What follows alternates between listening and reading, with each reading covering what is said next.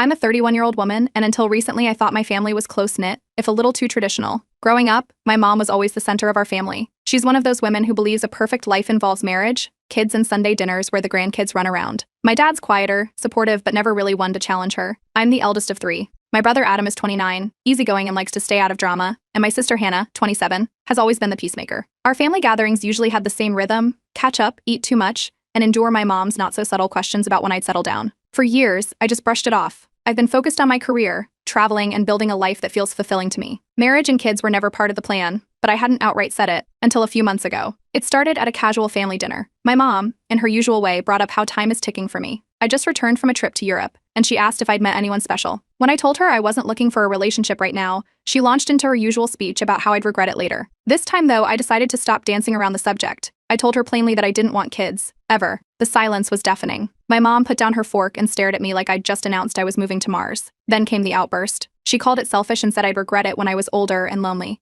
My dad kept his head down, cutting his food like he hadn't heard a thing. Adam and Hannah exchanged looks but didn't say much, probably hoping it would blow over. I tried to explain my reasons, how I love my freedom, how I'm financially stable, and how I've just never felt that pull toward motherhood. But my mom wasn't having it. She started throwing around phrases like family duty and carrying on the legacy. At one point, she said it was my responsibility as the eldest. That's when I realized this wasn't just a difference of opinion for her, it was a full-blown betrayal. The weeks after that dinner were tense. My mom didn't bring it up directly again, but she didn't have to. She'd drop comments like, "You'll change your mind when you meet the right person," or "You're just saying that because you're too focused on work." She'd sigh dramatically whenever I mentioned a trip or something exciting about my career, saying, "It's a shame you won't have anyone to share it with." I thought Thanksgiving might be a chance to reset, but instead it turned into round two. During dinner, my mom brought up how much she was looking forward to having grandkids one day. She turned to me and said, "But I guess I can't count on everyone to make that happen." The room went dead silent. I told her I didn't appreciate the comment and asked her to drop the subject. That's when she accused me of ruining the family legacy. I told her firmly that it was my life and my choice, and I wasn't going to apologize for it. She got quiet but gave me that look, like I'd stabbed her in the heart. After dinner, she pulled me aside and told me she couldn't understand how I could reject everything she worked so hard to build. She said if I didn't change my mind, she'd have no choice but to reconsider my place in the family. It got worse from there. A few days later, she called a family meeting.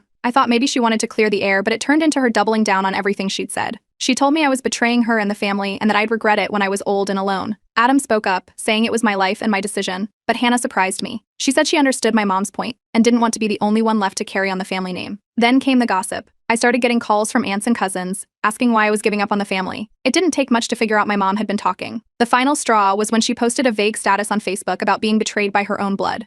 She didn't name me, but everyone in the family knew exactly who she was talking about. By then, I was done. I told her that if she couldn't respect my boundaries, I'd have to start limiting contact. She responded with a dramatic, "If you cut me out of your life, don't expect me to keep you in mine." I could feel the lines being drawn, and it was clear this wasn't going to blow over. She wasn't going to let this go, and I wasn't going to back down. What started as a personal decision had turned into a family war, and I knew things were about to escalate even further. Update 1. After my mom's Facebook post, I knew things would escalate, but I wasn't prepared for how far she'd go. A few days later, she called and insisted on meeting me for coffee. She sounded calm, almost too calm, so I agreed, hoping she might be ready to have a real conversation. When I arrived, she was already seated, arms crossed. She started by saying she'd given me enough time to reconsider my childish decision and that she couldn't accept having a daughter who turned her back on family values. Then she said something that hit like a punch. If I wasn't willing to change my mind, I wasn't part of the family anymore. She said I'd made my choice, and she had no other option but to protect the family from selfishness. I was stunned. I asked if she was really willing to cut me out of her life over this, and she didn't hesitate. She said she couldn't support someone who was destroying everything she built. That was it for me. I stood up and walked out, leaving her sitting there. I didn't look back, but my hands were shaking as I left. After that, I stopped going to family events. I couldn't face the constant judgment and tension. Adam texted me later that week, saying he thought mom was being unreasonable,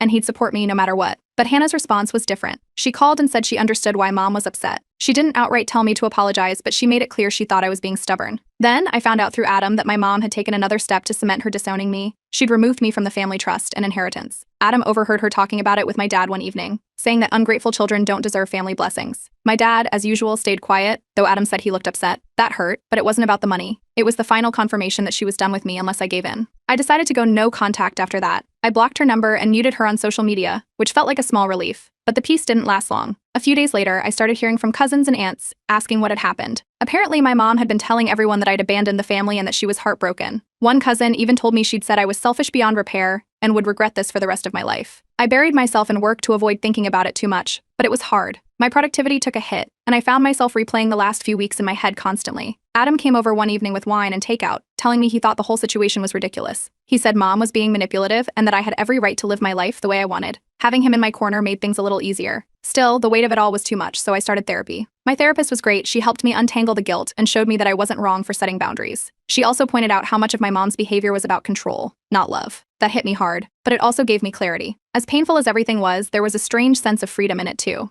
I no longer felt like I had to justify my choices to her. For the first time, I was living my life without constantly worrying about her approval. The drama didn't end there, though. My aunt called me one evening, saying she thought I should fix things with my mom before it was too late. She told me how Mom had been crying at family dinners, saying she'd lost her eldest child. I calmly told her I wasn't the one who ended the relationship. If Mom wanted to make amends, it was up to her to apologize and respect my decisions. My aunt didn't like that answer, but I wasn't going to budge. Things hit a new low when my mom staged a dramatic family dinner, complete with tears and speeches about how she was mourning the loss of her daughter. She even set an empty chair at the table as some kind of symbolic gesture. Adam told me about it afterward, saying it was one of the most uncomfortable meals he'd ever been to. He confronted her, telling her that her behavior was what was driving the family apart, not me. She brushed him off, saying he didn't understand a mother's pain. Or realizing how far she was willing to go made something click for me. I wasn't going to give in to emotional manipulation anymore. My mom wanted control, but I wasn't going to let her have it. I decided then and there that I'd stick to my boundaries no matter how much drama she created. Update 2. After walking out of that disastrous coffee meeting with my mom, I hoped the silence that followed would last. It was a long stretch of nothing, no calls, no messages, and no family ambushes. I focused on my work and therapy, thinking the worst was behind me. Months passed, and for a brief moment, it felt like the storm had finally passed. But then, out of nowhere, my mom reached out. She sent a message saying she was ready to talk. It wasn't long, and it definitely wasn't an apology. She said something about wanting to move forward as a family, and how she missed the way things used to be. My therapist had been helping me prepare for something like this, and her advice was clear. Any contact needed firm boundaries from the start. I replied cautiously, making it clear that I wouldn't tolerate any discussion about my child-free decision. If she wanted to talk, it had to be about rebuilding trust, not rehashing old arguments. Her response was polite, almost too polite. She wrote that she just wanted what's best for me and hoped we could get past everything. It felt like she was avoiding taking responsibility for the things she'd said and done, but I decided to give her the benefit of the doubt just this once. We set up a phone call. It started off fine. She asked about my work, my travels, and even mentioned a recipe she wanted to share. For a moment, I thought maybe she was serious about mending things. But then, as casually as if she were commenting on the weather, she slipped in a comment about how I was still young and might change my mind about kids someday. I froze. I reminded her that this topic was off limits. She tried to backpedal, saying she was just making conversation, but I could hear the edge in her voice. It was clear she hadn't changed at all. I told her I couldn't keep having the same fight and ended the call. Later that evening, Adam came over to check on me. He'd heard from Hannah that our mom was devastated because I'd hung up on her. Adam wasn't surprised. He said Mom had been venting to Hannah about me ever since the no-contact period began. He reassured me that I'd done the right thing, but it didn't make it any less exhausting. The next day, Hannah called me. She said Mom was trying to fix things and that I was being stubborn by not meeting her halfway. She didn't outright blame me, but her tone made it clear she thought I was at fault for the ongoing tension. She kept saying it wasn't fair to put all the pressure on Mom, as if I was the one keeping the fight alive. Not long after, my mom was back to her usual tricks. She posted a cryptic status on Facebook about the importance of family and how some people take their blessings for granted. She didn't name me directly, but the timing was obvious. A few of her friends and relatives chimed in with supportive comments, and one even wrote something like, "It's hard when your own kids turn their back on you." I ignored it, but the drama felt suffocating. The stress started to bleed into my work life. I found myself zoning out during meetings, replaying conversations with my mom in my head. I missed a couple of deadlines, which wasn't like me, and even my boss noticed I wasn't fully present. I tried to shake it off, but the weight of everything was hard to ignore. A few days later, my dad showed up at my apartment. He looked uncomfortable, like he didn't want to be there, but he told me he was sorry for everything that had happened. He said he felt trapped, caught between me and Mom, and that he didn't know how to make things right. He admitted he couldn't stand up to her because it would only make things worse at home. I appreciated the visit, but his hands-off approach was as frustrating as ever. The next blow came via text. My mom sent me a message saying that unless I changed my mind, I'd be permanently removed from her will. At this point, I wasn't even surprised. I sent a short reply, telling her I didn't care about the money and just wanted peace. She didn't respond. For a while after that, it seemed like she'd finally given up. But Adam told me she was still bad-mouthing me to the extended family. My aunt called me, urging me to be the bigger person and reach out to Mom. I told her the same thing I'd been telling everyone. Any relationship with Mom would require genuine change and respect for my boundaries. It felt like talking to a wall. That's when I realized something important. My mom wasn't going to change unless she wanted to,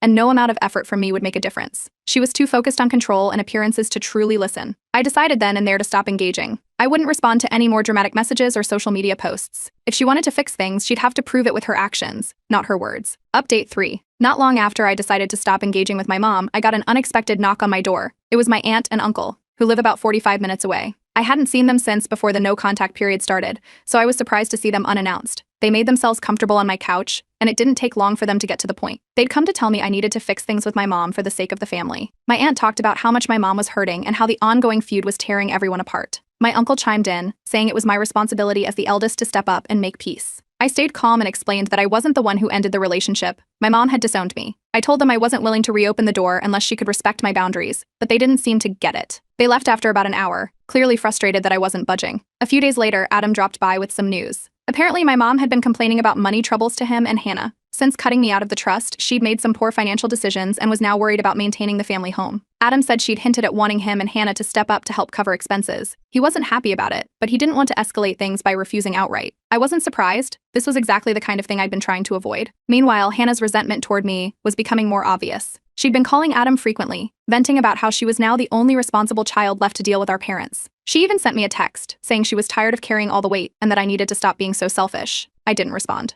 Then, out of the blue, my mom sent me another message. This one was dripping with passive aggression. She wrote about how lonely she was and how she wanted to reconcile, but it was clear she hadn't changed her stance. She claimed she was willing to forgive me if I could come to my senses and put the family first. It wasn't an apology. It was another attempt to manipulate me. I didn't reply. At my next therapy session, I brought up the message. My therapist told me to focus on finding internal closure instead of waiting for my mom to take accountability. She said expecting genuine change from someone who refuses to see their faults would only lead to more frustration. It was solid advice, and I started working on letting go of the hope that things would ever be different. Adam, on the other hand, was still trying to mediate. He told me he'd confronted our mom about her behavior, saying the family couldn't move forward until she took responsibility for how she'd treated me. But her response was predictable. She dismissed him, saying he didn't understand a mother's pain and that I was the one causing the rift. He was frustrated but admitted he didn't know how to get through to her. Then came the unexpected twist. One of my cousins, who I hadn't spoken to in months, posted on Facebook. She wrote a long post defending me, calling out my mom's behavior, and saying it was unfair for anyone to expect me to fix something I didn't break. The post blew up within our extended family. Some relatives praised her for speaking up, while others sided with my mom, saying the situation shouldn't have been made public. The backlash must have been too much for my mom to handle because she temporarily deactivated her social media accounts.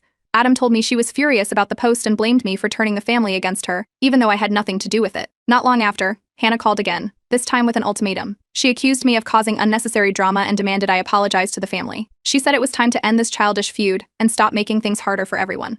I calmly told her I wasn't going to apologize for setting boundaries or for my life choices. She hung up on me. The real surprise came during a family Zoom call that Adam convinced me to join. My dad, who had been silent for most of this saga, finally spoke up. He admitted that my mom's actions were the reason I'd pulled away and that her obsession with control had pushed me out. Hearing him say that was validating, even though I knew he still wouldn't take any meaningful action to back me up. For the first time, I felt like I wasn't carrying the weight of this alone. I resolved to keep my boundaries firm. My mom's attempts to manipulate me, guilt me, or paint herself as the victim weren't going to work anymore. I was done sacrificing my peace to appease her ego. This was the clarity I needed to move forward, with or without her. Update 4. Adam came by one evening with updates I'd been half expecting. Our mom's financial troubles had gotten worse. Apparently, she'd been venting to both him and Hannah, hinting at how hard it was to maintain the family home. What I didn't see coming was that she outright asked them for financial help. She hadn't come to me, of course she'd cut me out entirely, but she didn't hesitate to guilt Adam and Hannah about how they owed it to the family. Adam wasn't thrilled, but Hannah was taking it personally. She'd been calling me constantly, leaving messages about how I was abandoning my responsibilities. I ignored most of them, but when she started accusing me of putting all the burden on her, I finally replied. I told her flat out that I wasn't getting involved. Mom had made her bed, and now she had to lie in it. That didn't sit well with Hannah. A few days later, she showed up at my door, furious. She said I was being selfish, that I was leaving her and Adam to deal with everything while I sat back and watched. I stayed calm, repeating what I'd told her in the messages. Mom's choices were her own, and I wasn't going to compromise my boundaries to fix a mess I didn't create. Hannah stormed off, slamming the door behind her. Not long after, my dad called. He rarely reached out on his own, so I was surprised to see his name on my phone. When I picked up, he started by apologizing for not stepping in sooner. He admitted he felt trapped. Mom had all the control financially, and he didn't want to rock the boat at home. He said he understood why I'd distanced myself and hoped I wouldn't hold his inaction against him. It was the most honest conversation we'd had in years, but it didn't change much. He still wasn't willing to stand up to her. Then came the ambush. Hannah convinced me to come to a family gathering, saying it was just a casual dinner and that everyone needed a break from the tension. I should have known better. As soon as I walked in, I could feel the tension in the air. Mom was sitting at the head of the table, clearly ready for a showdown. It didn't take long for the conversation to turn. Mom started talking about how the family had fallen apart and how everything would be better if I just came back into the fold. She framed it as a plea for reconciliation, but it was clear she wanted me to apologize for everything. I stayed calm and told her the same thing I'd been saying for months. I wasn't going to apologize for my life choices, and I wasn't going to re-engage unless she could respect my boundaries. That's when Hannah snapped. She accused me of being cold and selfish, saying I'd caused nothing but drama since deciding to cut everyone off. She stormed out of the room, slamming the door behind her. Adam stepped in, raising his voice for the first time. He told Mom that her obsession with control was the real issue and that she needed to stop blaming me for everything. Mom didn't take it well. She stood up, tears streaming down her face, and announced that I had ruined Christmas before leaving the room. The aftermath was just as chaotic. Extended family members started weighing in, some siding with me and others with Mom. Adam later told me that some relatives had been calling him, asking why I couldn't just apologize and make things right. Others, including the cousin who defended me on Facebook, reached out to offer their support. In therapy, I unpacked everything that had happened. My therapist pointed out that my mom's behavior was rooted in a fear of losing relevance and control. It didn't excuse her actions, but it helped me understand why she was so unwilling to let go. That realization made me more determined than ever to maintain my boundaries. Hannah, meanwhile, wasn't speaking to me. Every attempt I made to check in with her was met with silence.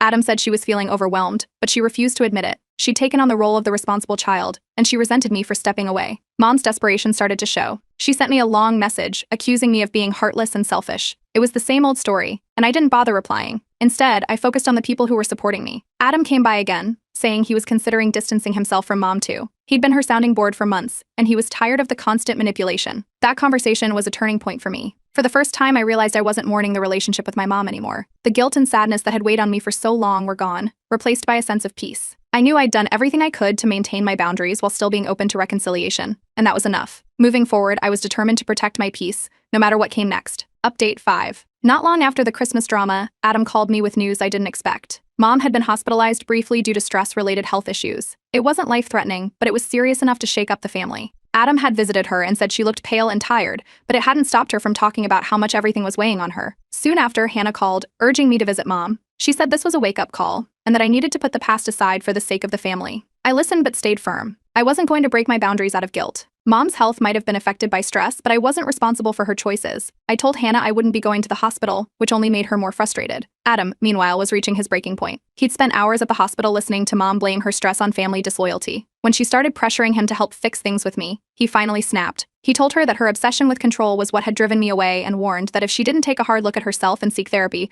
she would lose both of us for good. Mom didn't take it well. Adam said she cried and accused him of turning against her, but he didn't back down. He left the hospital feeling more certain than ever that things couldn't continue as they were. Hannah, on the other hand, doubled down. She accused both Adam and me of abandoning the family. She said we were making things harder for everyone, and that Mom wouldn't be in this state if we'd just been more understanding. Adam and I didn't argue with her, but it was clear the family rift was only getting wider. Our dad stayed neutral as always. He visited Mom in the hospital, told Adam he wished things were different, and said he hoped we'd find a way to work things out. He still wouldn't take a strong stance, which was frustrating but not surprising. A week later, Mom was discharged. That's when she reached out to me directly. Her tone was different this time, calmer, almost apologetic. She said she was willing to consider therapy and wanted to work on repairing our relationship. For a moment, I thought maybe she was serious about changing. But given everything that had happened, I couldn't let my guard down. I replied cautiously, saying I appreciated her willingness to try, but needed to see consistent actions before re-engaging. Adam agreed with my decision to wait and see. He'd been distancing himself more and more, refusing to take her calls unless she was willing to talk about something other than family drama. Meanwhile, Hannah was still trying to hold everything together. With both of us stepping back, the full weight of Mom's demands was falling on her. Adam said she was starting to sound overwhelmed, but she wouldn't admit it. I kept focusing on therapy, which was helping me work through the lingering guilt. My therapist encouraged me to prioritize my own well-being and let go of the idea that I could fix my family's dysfunction. It was freeing to realize that I didn't have to carry the burden anymore. Around the same time, I received a major promotion at work. It felt like a validation of everything I'd been working toward, proof that stepping away from the chaos had allowed me to thrive. For the first time in years, I felt like I was fully in control of my life. Adam, too, made a big decision. After months of trying to mediate, he officially went no contact with Mom. He told me he couldn't keep dealing with the constant guilt trips and manipulation. That left Hannah as the only child still actively communicating with her. Adam and I both felt bad for her, but knew she had to set her own boundaries. Mom's next move was predictable. She sent me a long, emotional message begging for a family reunion. She talked about how much she missed the way things used to be, and how she just wanted us all to be together again. I didn't reply. Her words felt hollow without any real effort to change behind them. Then out of nowhere, Hannah called me. She sounded exhausted and admitted she was feeling overwhelmed. She said she didn't know how much longer she could keep carrying everything on her own. I listened and offered support, but gently redirected her to think about setting boundaries with Mom. It wasn't an easy conversation, but it felt like a step in the right direction. Finally, I decided to write a letter to Mom. It wasn't an olive branch. It was a way to put my feelings into words and set clear terms for any future relationship. I explained why I'd made the choices I had, and emphasized that any reconciliation would need to be built on respect and healthier communication. I didn't know if she'd truly hear me, but it felt good to put everything out there. Now I'm focused on moving forward. I surrounded myself with supportive friends and chosen family who respect me for who I am. The weight of the past is finally lifting, and for the first time, I feel free from the toxic dynamic that held me back for so long. It's not the ending I hoped for, but it's the one I needed.